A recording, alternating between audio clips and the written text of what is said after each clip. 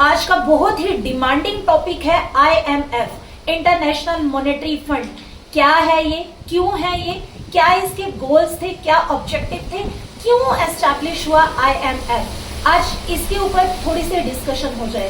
देखिए, एक time period था 1929 से लेके 1930 का, जहां पे United states of America USA में काफी ज्यादा फाइनेंशियल क्राइसिस आए हुए थे और यूनाइटेड स्टेट्स ऑफ अमेरिका बहुत उसकी इकोनॉमी क्रैश हो गई थी। और उस समय जितना भी उसका बाकी की कंट्रीज के साथ एक्सपोर्ट इंपोर्ट होता था वो भी काफी ज्यादा डिस्टर्ब हुआ।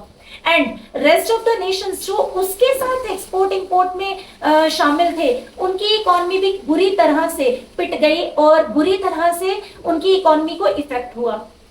अब जी, ये IMF कैसे बना और क्यों बना, इसका क्या पर्पस था और कहां से इसको पैसा जो है, इसके अंदर पैसा आता है, कौन इसको फंडिंग करता है। तो जब यूनाइटेड स्टेट्स ऑफ अमेरिका की कंडीशन थोड़ी सुधरी तो उसने एक कॉन्फ्रेंस बुलाई, एक मीटिंग हेल्ड किया और उसने मैक्सिमम कंट्रीज को इनवाइट किया। वहां पे उस समय जो कंट्रीज आई उनके सामने एक बात रखी गई कि अगर किसी कंट्री को फाइनेंशियल क्राइसिस के टाइम पे, पॉवर्टी के टाइम पे या फिर अनएम्प्लॉयमेंट, अगर कोई इकोनॉमी फेस कर रहा है अपनी कंट्री में, उस समय पे अगर उसको पैसे की जरूरत है तो कौन उसको पैसा देगा, कैसे उसकी रिक्वायरमेंट्स को पूरा किया जाएगा।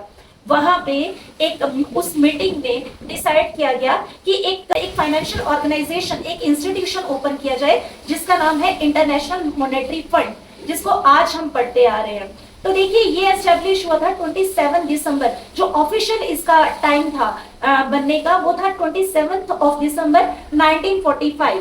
अब जी, इसके अंदर फंडिंग कौन करता है, जितनी भी इकोनॉमीज हैं जो इसके अंदर इंक्लूडेड है, पहले थी 189, आज है 191। तो जितनी भी कंट्री इसका मेंबर है वो क्या करती हैं, अपने एनुअली इनकम के हिसाब से, अपने बजट के हिसाब से यहाँ पे इन्वेस्टमेंट करती हैं और सबसे ज्यादा इन्वेस्टमेंट रहती है यूनाइटेड स्टेट्स ऑफ अमेरिका की।